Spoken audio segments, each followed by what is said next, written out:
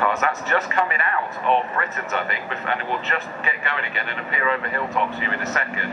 But Xavier Brook, I've commentated on him many times in Lotus Elises, and he's going brilliant in an MX-5 here as well. We've got a challenge for that second place now, and it is up the inside, goes to number 4. Brilliant move there by Nicholas Scott, up the inside. Putting pressure on our leader, not anymore. Looking up the inside, not going to do it, changes his mind, thinks it's not on. We've also got coming through more places and predicted on that last lap actually, he was behind Alex Miller, who's now attempting to get himself back in touch with that. So Steve Foden going from strength to strength. Declan Lee looks comfortable out front, then it's 2, 3, 4 altogether, led by Nicholas Stott. Alex Miller is 5th. Sort of on his own here at the moment, but he does need to find a bit more pace, so he'll have pressure come from behind again.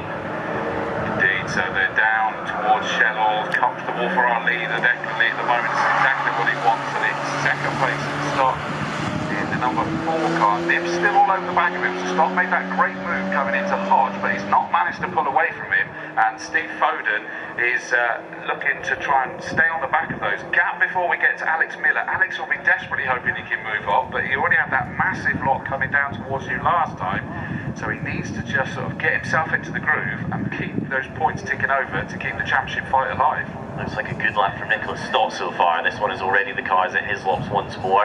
Hard on the brakes, then he's shaping up for an overtake. There's a little look further back, but it's no more than that. A peek down the inside from the 124 on Paul Sheard himself. He's been making a lot of progress so far in this one.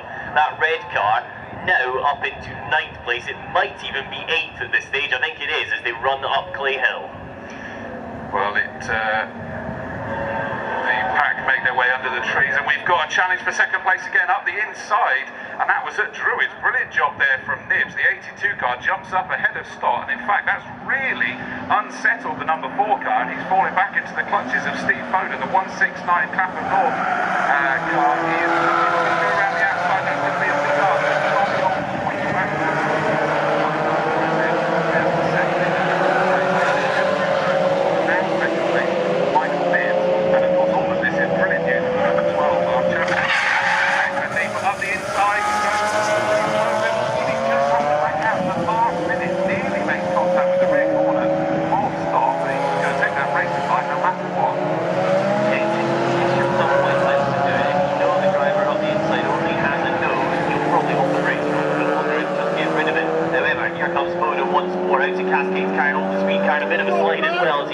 Underneath the rear of Nicholas Stott. Stott's defending, but I'm not sure he'll be able to cover the inside of Island Bend.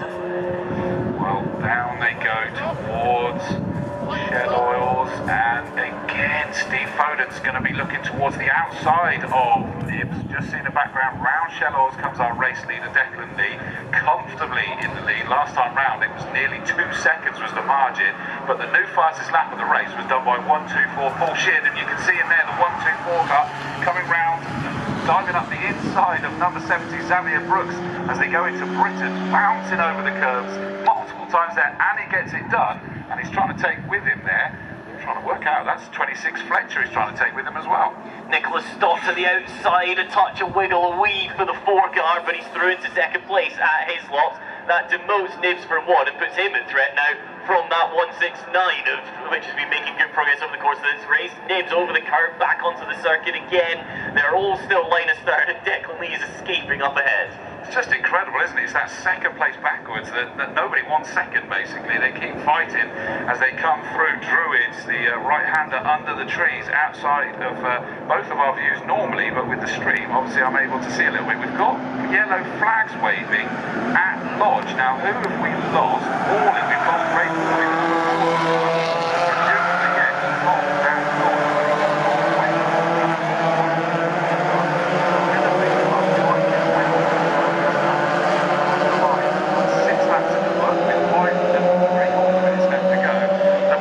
Again, 169, Steve Foden dives up the inside of 82, and has he managed to do it? No, he's just too right line from me, he has to sit back in the pocket. Trying though, isn't he? Tried it a lap ago, he's tried it this time now. He'll tuck in 4 cascades in that compression, the car onto the straightaway at the bottom. inside